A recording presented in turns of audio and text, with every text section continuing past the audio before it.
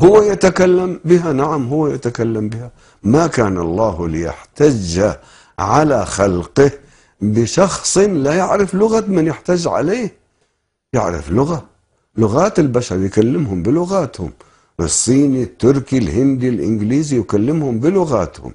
وأنا عندي حادثة، امرأة أمريكية كانت مسلمة، وكانت في منى في سنة 73 عندما كان حريق، وكانت وحدها، زوجها كان في منطقة أخرى. لما وقع الحريق هي سامعة من زوجها أنه نحن عندنا الإمام المهدي موجود.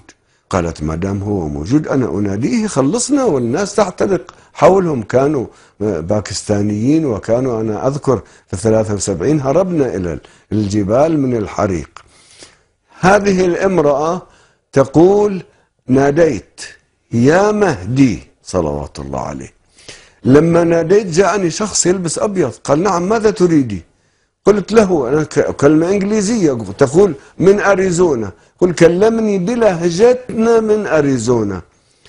قلت له من أنت؟ قال أنا المهدي الذي ناديته، ماذا تريدين؟ قالت أنا أريد زوجي. قال امشي خلفي. مشى خلفي وقال في تلك الخيمة، وكانت مسافة. فوجئ زوجها كيف جئتي؟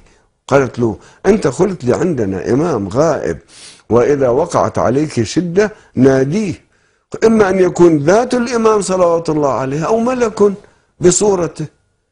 يقول يتكلم بلغتنا. نعم الإمام يعرف لغات الناس، ولماذا لا يعرف لغات الناس؟